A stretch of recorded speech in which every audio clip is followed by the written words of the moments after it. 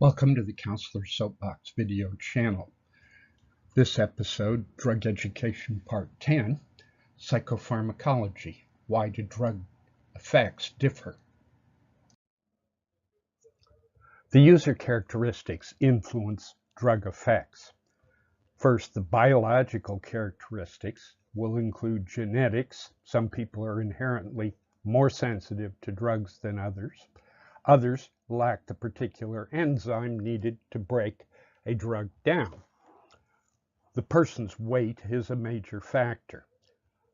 More weight, more body water, and therefore water-soluble drugs are more diluted. Age is also a factor. In children, they have little tolerance and their immune systems are not yet developed.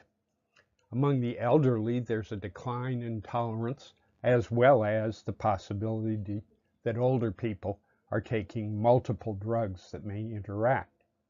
Gender is absolutely a factor.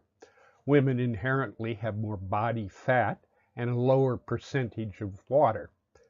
They reach higher concentrations of drugs in the blood, and sometimes gender affects slower metabolism of any drug that has fat solubility. Some other user characteristics that influence drug effects. One is the person's psychological characteristics. Some people are sensation seeking and like out of control feelings. Other people are high in anxiety. If you like the feeling that the drug produces, you're more likely to abuse it.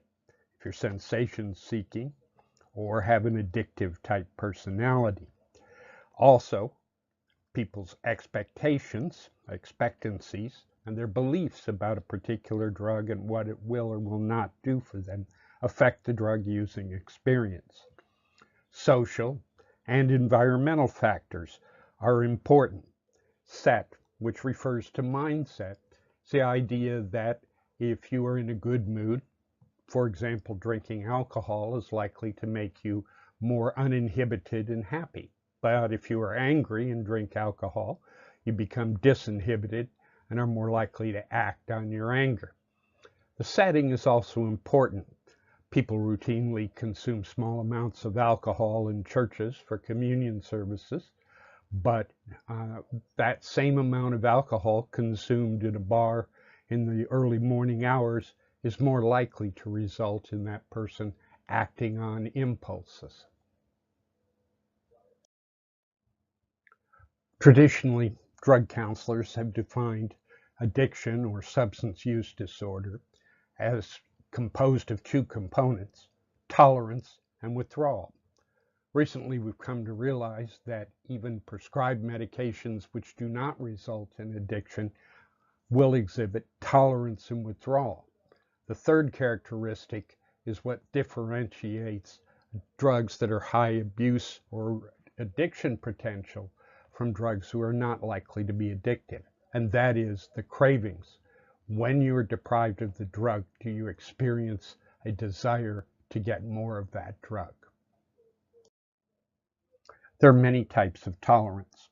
Dispositional or metabolic tolerance is the case in which a drug metabolizes faster as a result of use. Functional or pharmacodynamic tolerance is the case in which the drug affects central nervous system behavior less as a result of use. People's systems become acclimated. Two types of functional tolerance are worth noting. Acute functional tolerance. Tolerance can develop during a single use. For example, the first drink of the evening may produce more of an effect than the fifth or sixth one does. It also matters for acute functional tolerance whether the level in the bloodstream is rising or falling. As long as the level of alcohol in the bloodstream rises, there's no significant withdrawal effect. As soon as the level starts to drop, regardless of how high it went, you will experience a withdrawal effect. There's also a case for acute functional tolerance in which second doses have less and less effect. Protracted tolerance is the kind of tolerance which develops over multiple uses of the single drug. Some other descriptions of tolerance worth noting. Behavioral or learned tolerance is the user's efforts to adjust their behavior to compensate for effects of use. We also see a phenomenon called cross-tolerance. Use of one drug results in tolerance to another drug. A classic example of this is someone who consumes a lot of alcohol and then is in a car accident. When they go to the hospital, it may be difficult for the anesthesiologist to give them enough anesthetic to produce unconsciousness so that surgery can be done. Having abused one central nervous system depressant, other central nervous system depressants have less and less effect. There's also a thing called reverse tolerance, in which people develop increasing sensitivity as a result of exposure to a drug. Another type of tolerance is selective tolerance, tolerance to one effect of a drug, but not to another effect. People who consume caffeine on a regular basis may develop tolerance to caffeine's sleep-inhibiting properties. We know people who drink coffee right before bedtime and still are able to fall asleep, but that same person may describe having a cup first thing in the morning and still having the effect of the caffeine waking them up. That's an example of being tolerant to some effects of a drug, but not others. It's important to consider why tolerance develops and then why it ends. Cell adaptation, or homeostasis, is the idea that cells try to get back into balance. There's also a drug compensatory reaction, which is learning. Tolerance can decrease by extinction or not using. Functional tolerance declines, but behavioral tolerance declines more slowly. This is a classic reason why we see people who are arrested for possession or use of drugs. They've built a high tolerance over a long period of time of using a particular drug, for example, heroin.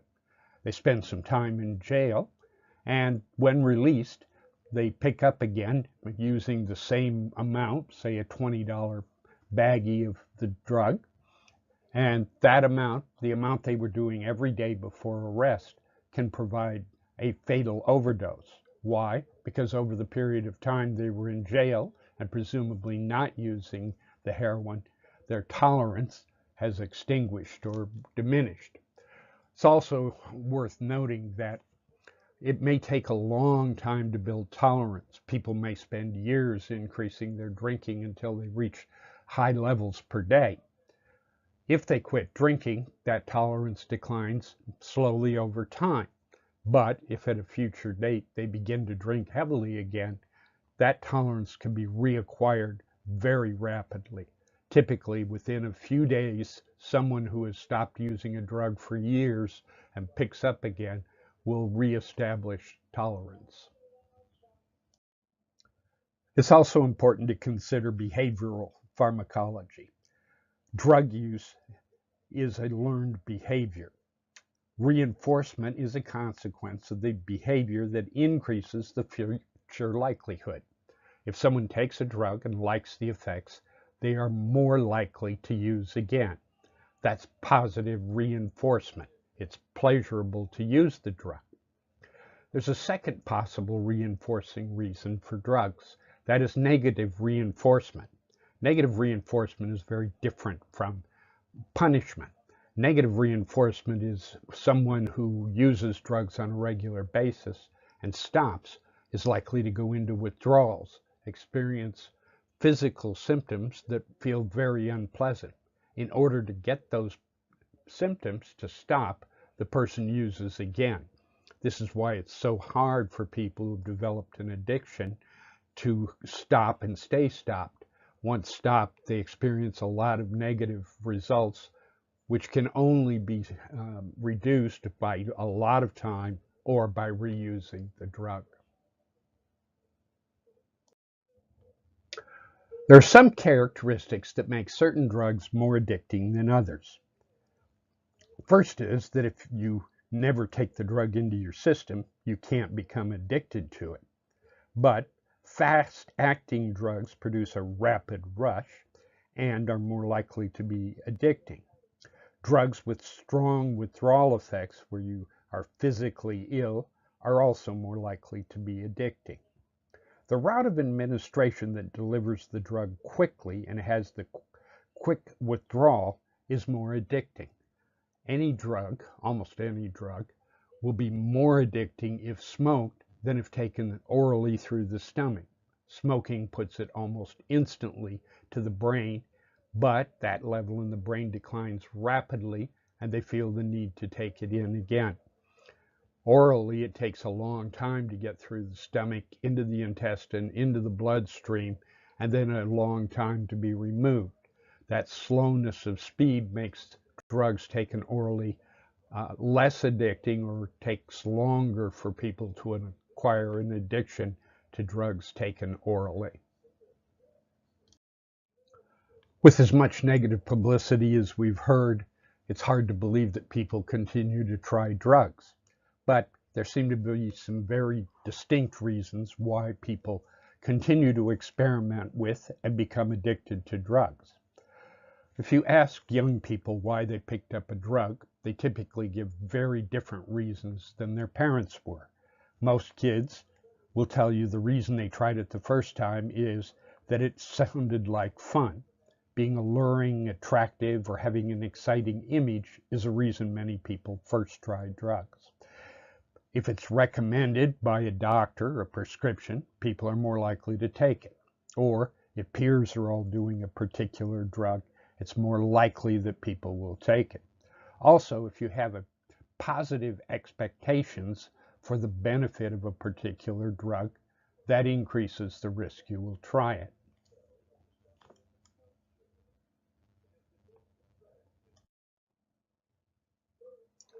So what's ahead for the Counselor Soapbox video channel? Next up, a video on new drug development.